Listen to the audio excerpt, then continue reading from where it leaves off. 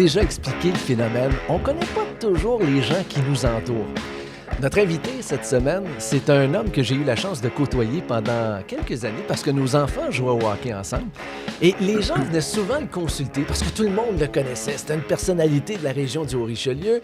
Et le monde lui parlait de hockey et personne ne se doutait qu'il avait déjà été dans l'organisation du Canadien de Montréal.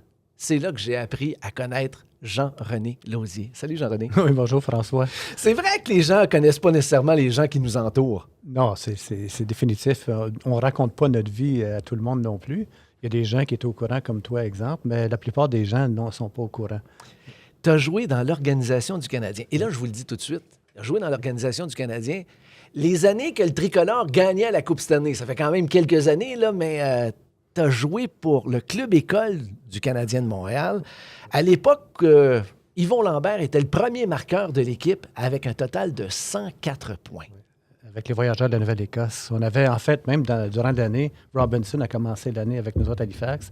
Il y avait aussi Steve Shutt qui a commencé l'année. Oui. Ils ont monté avec le Canadien. Mais c'était une équipe incroyable. Fait que Jean-René n'a pas eu beaucoup de temps de glace. Avec l'équipe du Canadien, j'ai été avec eux autres 7 ans. En fait, une année par été à Atlanta, à Boum Boum Geoffrion. J'ai joué pour le club ferme, les Omaha Knights, où j'ai eu la première équipe d'étoiles. J'étais tellement fier de ça. Bien, je comprends. J'ai eu du temps de glace. Mais avec le Canadien, là, avec les joueurs qui avaient, Guy Lafleur était arrivé. Ma première année au camp d'entraînement, je la raconte celle-là parce que c'est une réalité. Le Canadien venait pratiquer toujours à l'Auditorium de Verdun. Je jouais pour les Maple Leafs de Verdun. Alors, moi, j'avais la signature des joueurs dans mes poches, Jean Béliveau, Henri Richard, puis nomme-les toutes, Ferguson. Là, l'année d'après, j'étais au camp d'entraînement du Canadien pour un job. Avec eux? Oui, moi, mon équipe, c'était avec Jean Béliveau, puis Ferguson, puis ce gang-là à Verdun. François, je n'étais pas prêt mentalement. J'avais l'autographe dans ma poche de ces joueurs-là, puis je venais pour un job. Non, on n'était pas prêt. À 19 ans, un petit francophone qui veut faire sa place, ça m'a pris des années avant de prendre confiance en moi puis de réaliser que oui, j'ai ma place là-dedans, mais avec le Canadien, il était réellement une équipe trop forte. C'est incroyable. C'est tellement important ce que tu dis, Jean-René, parce que maintenant, les jeunes sont mieux préparés pour faire face à cette réalité-là. Mais à l'époque, arriver avec le grand club, c'était presque impossible. C'était nos idoles, c'était des légendes vivantes. Mon père m'a dit que j'étais avec Jean Béliveau dans sa chambre. Il dit, voyons donc, c'est un autre monde. Ça m'a pris un bout de temps avant de réaliser que tout était possible, mais la préparation n'était pas là. Aujourd'hui, ils sont mieux préparés. Bon, fin des années 60, dans la Ligue nationale de hockey, c'est l'expansion. Un gars comme toi, Jean-René Lausier, qui joue avec le club-école du Canadien puis qui n'a pas de place avec le Canadien, est-ce que ça n'aurait pas été intéressant de changer d'organisation? Oui, mon agent avait essayé avec Washington, puis d'autres équipes, avec Minnesota aussi. Mais Sam Pollock demandait trop pour moi. Moi, je me rappelle, mon agent m'avait dit, il demande 40 000 $ pour toi, puis Washington ne veut pas le donner. Je dis, parfait. Là, il y a eu d'autres joueurs qui ont été pas dans un échange, mais dans l'achat. Guy Delpart, puis Peter Sullivan, je crois. Mais moi, je suis resté avec le Canadien. Mais François, on est tellement fiers d'appartenir au Canadien. Ben oui. Je l'ai été pendant 7 ans de temps. C'est une fierté, tu sais, j'aurais pu aller à l'Association mondiale, j'avais des joueurs qui m'invitaient à leur camp d'entraînement, puis des passes, on avait des occasions. Mais Montréal, c'était Montréal pour moi. Puis j'ai pas réussi. Mais je suis fier d'avoir vécu l'expérience puis d'avoir essayé, par exemple. Ouais, là, je t'arrête tout de suite, t'as pas réussi. T'as joué dans l'organisation du Canadien. T'as joué là où plusieurs jeunes Québécois rêvent un jour d'être là. Toi, tu l'as fait. T'as pas mal plus de buts chez les professionnels que j'en ai. Oui, on est fiers de ça. On est fiers, même à l'âge que je suis rendu, on n'oublie pas ces moments-là. Non. Ça fait partie de nos gènes. On s'est tellement donné pour réussir. On a mis du temps, de la pratique. On a travaillé fort, comme Piton Ruel nous disait. On travaille fort, les petits gars, mais c'est pas tout le monde qui a la chance de réussir. Puis, d'une fois, ça prend, avec une équipe, au bon moment, quelqu'un qui te met en confiance, puis que quelqu'un les besoins... qui te fait confiance. Oui, ça, la confiance, je dirais que pour le joueur de hockey, c'est 80 %. Parce qu'à part les 10 % des top guns comme Crosby et compagnie, le reste des joueurs, là, 3e, 4e ligne, ça ressemble beaucoup. Là, c'est la confiance, l'utilisation de glace que tu as, qui va faire de toi un joueur qui va performer pour avoir des bons résultats. Mais la confiance, c'est n'importe quel sport. C'est important. Tout se passe entre les deux oreilles. Ah, beaucoup. Moi, je l'ai tellement vécu, je le sais. C'est ça. Jean-René, fin des années 60, ça, c'est avant la fameuse série en 1972 contre les Russes. Tu m'as déjà raconté quelque chose qui m'avait fait sourire. Les camps d'entraînement étaient en train de changer un petit peu. Parce qu'à la fin des années 60, pour les plus jeunes qui nous regardent présentement, les gars travaillaient sa bière pendant l'été. Pour se garder en forme. Dont moi. Dont toi, OK? Et là, on arrivait au camp d'entraînement. Le camp d'entraînement, c'était pour se mettre en forme et commencer la saison du bon pied. C'était pas toujours le cas, mais quand même. Et là, dans le temps d'avoir affronté les Russes arrivaient, eux, ils étaient toujours en forme. Alors, essayer de changer la mentalité chez les professionnels, c'était pas évident. Tu m'as déjà conté que dans un camp d'entraînement, on a essayé de faire courir les vétérans. Tu as de la mémoire. Tu as de la mémoire parce que je m'en suis rappelé cette semaine. Puis que tu me dises ça, là, c'est extraordinaire. Le camp d'entraînement du Canadien s'est fait dans la région d'Halifax, à Kenville. Okay. Puis là, il amenait des gars d'entraînement, des conditionneurs physiques, nous faire courir, tout ça. Puis j'oublierai jamais, on courait dans la montagne, puis c'était difficile, les gars sont pas familiers. Puis je me rappelle, Henri Duchar se cachait derrière les arbres pour pas courir. Mais les gars comme Guy Lafleur, tout ça, tu sais, leur entraînement, c'était la glace, le patin, les lancers, ces choses-là. Puis là, d'aller courir, là, c'était tellement drôle. On n'était pas prêt à ça. Personne. Puis c'est sûr que par après, là, ça s'est modifié. La préparation se faisait en l'été, des camps d'entraînement pour les joueurs. Il y avait des programmes d'entraînement. Mais ces années-là, là, moi, je ne l'ai jamais oublié, moi, d'avoir les gars se cacher. Puis qu'est-ce qu'on fait ici? C'était tellement. Il ne voulait rien savoir. Non, il ne voulait rien savoir. Il voulait rien savoir. C'était ça. Ils mettaient tellement de temps sur la glace, ces gens-là aussi, que d'aller le mettre à l'extérieur, c'était comme pas au bon endroit pour eux autres. Mais de comprendre que le corps physique est important, la récupération, la force physique, les gens l'ont compris par après. Mais les premières années, là, c'était quelque chose de voir les vétérans. Je n'ai jamais oublié ça. Ben, je comprends. T'as de la mémoire, ça. Si on parle de tes années avant la Nouvelle-Écosse, tu as joué dans l'organisation avec les Apollos de Houston. Oui. C'était comment jouer à Houston? Parce qu'il y a eu une équipe dans l'AMH un peu plus tard. Il y a eu quand même des formations à Houston. Mais là, vous étiez comme des pionniers là-bas. Oui, mais c'était bien. Oui? Honnêtement, oui. Il y avait le climat, tu t'habitues à ça. Tu vis très bien avec la température du sud et du Texas. Mais il n'y avait pas de nom du tout. L'ambiance était bonne pour le hockey. Il y avait des bonnes assistances, mais on avait toute une équipe. Guy Lapointe était là, Jules Drouin, Christian Bordelot. Dans le but, c'était pas être dénommé Tony Esposito. Exactement, oui. C'était quelque chose. Là. Puis toutes les équipes aussi, là, c'était pas... Fait que le spectacle de hockey était extraordinaire. Les équipes d'Oklahoma City, qui était le club ferme de Boston, c'était pas reposant, ça, là, quand ça... C'était une bonne ligue, en fait, de développement. C'était la Ligue américaine? Centrale. La Ligue centrale, oui. OK. Donc, ça me fait penser un petit peu au film Slapshot. Est-ce qu'il y avait des organisations qui ressemblaient un petit peu aux Chiefs Non, c'est plutôt la Ligue Eastern. Ça, c'était Eastern? La Ligue Eastern, oui. Mais t'as pas déjà joué avec Ogie Oglethorpe? Oui. C'est lui, la grande vedette du film Slapshot. Mais t'as connu le vrai, là, pas l'acteur. Le vrai, non, pas l'acteur, le vrai. Moi, j'ai joué avec à Syracuse. Une anecdote avec lui, une histoire vraie, là. Okay. Je suis nommé capitaine de l'équipe. Okay, un francophone. Oui, c'est le bon point là, qui a bouleversé mon ami Goldthorpe. Okay. Alors, il m'élise capitaine, le jeune francophone, puis on est dans un bar, les choses des vétérans aux États-Unis. Là. On joue de la bière, on prend la bière, on joue au pool, toute l'équipe. Puis il n'est pas content. Lui, il faisait du genre de kung-fu, tu sais, avec les bâtons puis une chaîne, là, qui tournait ça. Là, puis, Bruce Lee. Oui, ce principe-là, exactement. Okay. Mais là, il n'est pas content que je suis capitaine, puis il veut me sacrer à voler. Il est chaud, ben. Moi, j'ai dit, voyons donc, je ne peux pas me battre contre lui. Puis là, il enlève ses souliers, il se bat nu-pied, lui. Et là, c'est comme le combat qui se prépare, là, comme s'il était dans une arène. Là, moi, j'ai peur de lui. Je me prends une baguette de poule, j'ai tout si t'approches, tu vas l'avoir. Il en prend une. Oh non, là, ça n'allait pas bien. Je dis, il va être meilleur que moi avec une baguette de poule. C'est Blake. En fait, on est sorti dehors. Il a voulu me sauter sur moi. Les pieds dans les airs, il a passé par-dessus moi. Pas de joke, c'est Blake Ball qui est un figurant dans le film Slapshot, pour le vrai personnage de Blake Ball, qui l'a retenu, qui l'a arrêté. Il était 6 pieds 4, il était fort, celui qui l'a arrêté. Sans ça, j'en mangeais toute une. Probablement que tu ne seras pas là pour nous raconter tout ça. Mais le pire, c'est que le lendemain, là, il ne se rappelait plus de rien. Ah non? Non, j'étais un chum, j'étais correct. Non, c'était Goldthorpe, il était réellement... C'était vraiment un spécimen de la nature. Oui, il était sur une planète à lui tout seul. Là. Est-ce qu'il y en avait beaucoup dans la Ligue centrale, dans la Ligue américaine, de ces spécimens de la nature? Il est arrivé dans le hockey quand que Big Bad Bruins et les Broad Street Bullies sont arrivés. Ça a amené une clientèle de joueurs de hockey qui était réellement là. Je disais, il y en a qui avaient des problèmes... Ah oui, agressifs. Je me rappelle, moi... Gilles Lupien puis Mario Tremblay viennent jouer contre nous autres à Syracuse. On a un gars dans notre équipe qui est cinglé, comme Goldthorpe. Okay. On avait plusieurs de ça dans notre équipe. C'était réellement une équipe spéciale. Puis il y en a qui a spearé Mario Tremblay dans le ventre. Un sucker punch à l'autre. Là, le grand Lupien vient me voir et dit « Arrête ta gang. » Je dis « C'est pas arrêtable, ces gars-là sont complètement tiltés sous. » Je te dis. C'était dangereux. Puis ça, c'est des histoires vraies. Là. Ben oui! J'ai dit « Voyons donc. » Puis après la game, je jouais Mario Tremblay avec... une marque dans le ventre. Oh, oui, c'était sérieux. Mais c'était des clubs comme ça là, qui attiraient le monde aux États-Unis. C'était le principe de la Ligue Eastern qui était réellement là, une ligue de broche à foin de gars tough. C'était incroyable. Mais mon équipe à Syracuse, c'en était une de celles-là, qui était assez spéciale. Assez spéciale. Comment s'est déroulée l'après-carrière? Parce qu'on connaît Jean-René Lausier dans la région du Richelieu comme l'agent Molson. Exact, c'est ça, oui. Depuis 11 ans à la retraite, par exemple, mais oui, j'ai fait 10 ans ici. En fait, ma carrière dans la bière, en fait, ça a été de travailler l'été au début. Après ça, j'ai travaillé pendant une dizaine d'années sur la livraison. OK. J'ai fait une dizaine d'années après ça aux promotions, à m'occuper d'événements comme le Super Motocross Laurentide, OK.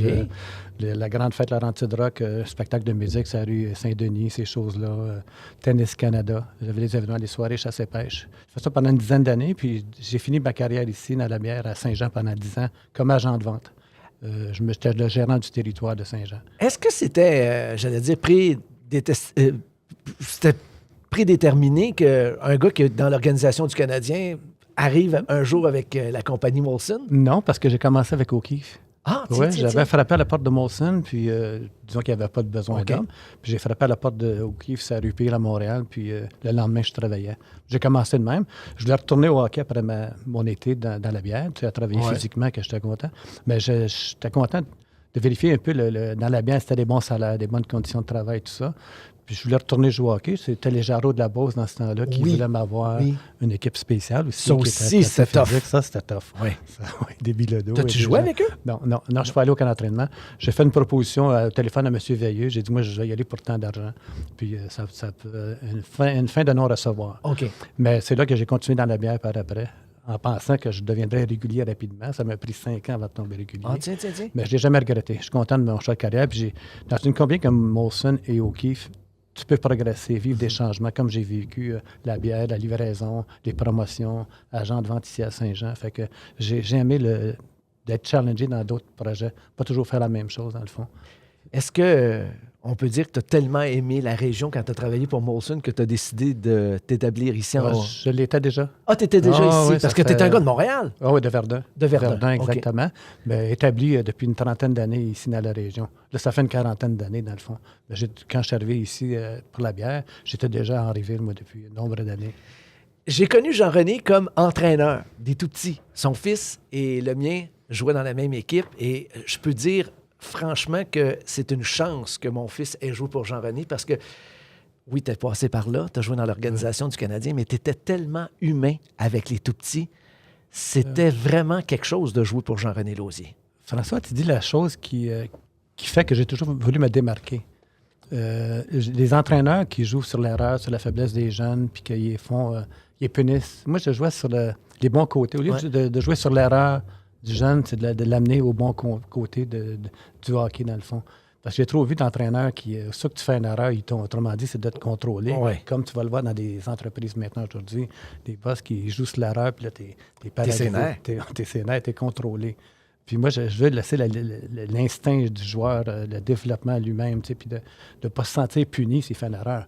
Parce que comme je l'ai dit avec Marc Gélina, avec qui coachait avec moi, puis Norbert Gagnon. Ben oui, ça faisait tout un trio, je peux-tu vous le dire. Le grand Marc, il disait, c'est comme, tu joues sur une erreur. Le jeune revient au banc, il a fait une erreur.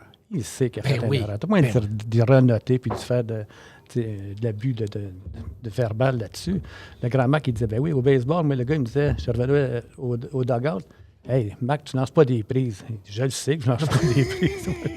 Je m'en rends compte. Ah oui, non, c'est ça. C'est de jouer sur les bons côtés au lieu de jouer sur les faiblesses puis sur les erreurs. J'essayais de rendre les jeunes aimer la game. Là. Jean-René était le genre d'appeler les tout-petits.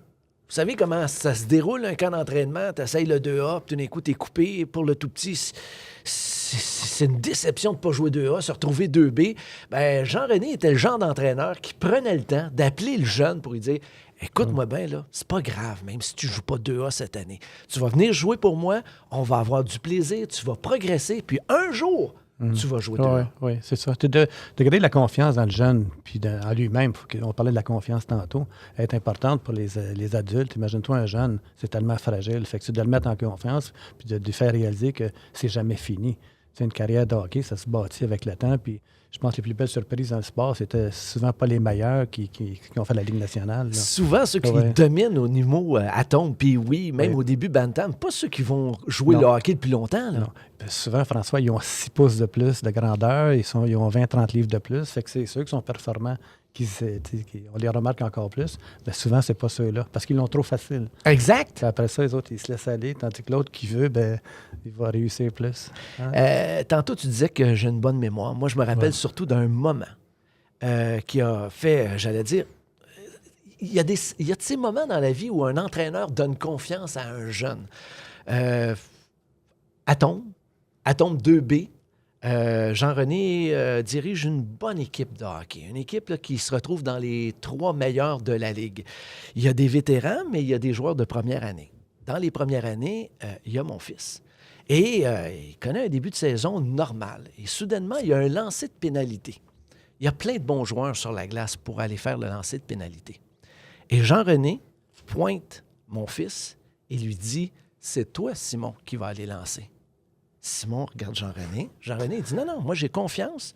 C'est toi qui vas aller faire le lancer de pénalité. » Simon a marqué et ça a lancé sa saison. C'était plus le même petit gars après. Il allait pratiquer, il allait jouer. Le coach lui avait fait confiance, il avait réussi à marquer. Et à partir de ce moment-là, lui et les autres jeunes première année ont grandi de 6 pouces puis ils pesaient 20 livres de plus. Ah oui, c'est tellement important. C'est des faits de même qui font que le jeune va s'établir une personnalité aussi de confiance. Sans ça, si tu n'as jamais des moments pour te mesurer à l'adversité, à des choses qui ne sont pas toujours faciles, parce que c'est pas évident, là. Tu t'inquiètes toujours, je vais-tu perdre la rondelle, je vais-tu me rendre au filet. Mais il faut le vivre. Il faut que le jeune, on développe les jeunes, c'est comme ça, à faire vivre des moments spéciaux. Comme dans une business, tu vas apprendre à parler en public, à vivre des moments qui ne sont pas faciles, mais qui vont te faire te sortir de ta coquille puis de performer. Et mettre en confiance, ça, c'est l'élément clé, là, je pense. Tu as joué dans l'organisation du Canadien de Montréal. Ton fils a connu une très, très belle saison, une très belle carrière. Joué midget 3A, il a joué dans la Ligue junior majeure du Québec, il a joué semi-pro. Comment c'était, Jean-René, d'aller voir Christophe jouer au hockey quand tu vois que ton fils là, a du talent et monte les échelons? Ah, c'est quelque chose. C'est quelque chose. Ah oui. Mais l'environnement est tellement structuré dans le junior majeur, ce qu'il a vécu avec Erwin Aranda, avec les Titans de la Carrie-Bearers. Il a fini comme capitaine de l'équipe. Oui. J'ai vu sa progression, justement. Mais Christophe a compris que, tu le vois, le talent des joueurs, les gens qui ont du patin, tout ça, il a compris son rôle. Il y a un rôle spécifique maintenant qui existait moins dans notre temps, on dirait. Aujourd'hui, là, de tes deuxième ligne, première ligne ou troisième ligne, puis ainsi de suite, Christophe a compris son rôle puis il s'est donné corps et âme là-dedans. C'est ce qui fait qu'il joue encore pour Thetford dans la Ligue nord-américaine puis qu'il a des bonnes saisons.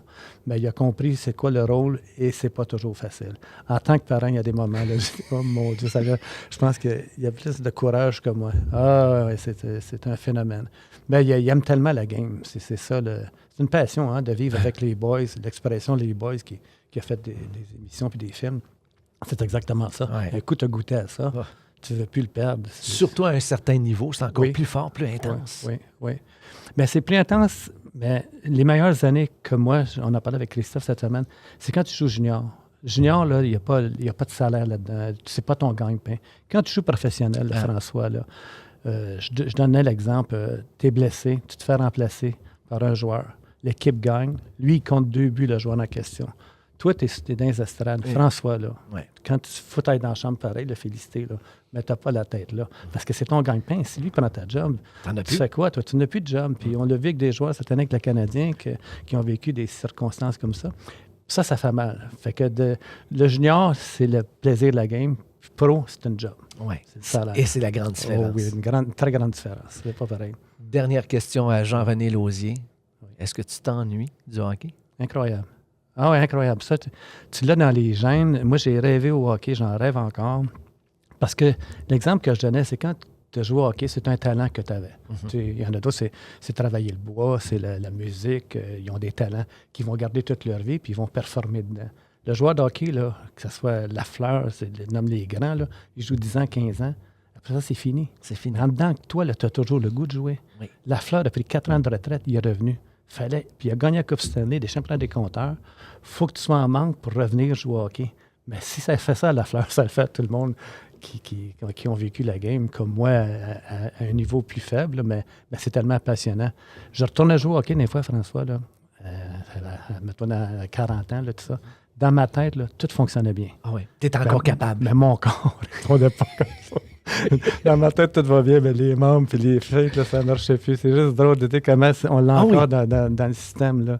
C'était ça qui arrivait. C'est toujours agréable de parler avec un passionné. Jean-René, t'en es un. Merci beaucoup de ta visite. Ça fait plaisir. C'est moi qui te remercie de l'invitation. J'apprécie énormément. Merci. OK.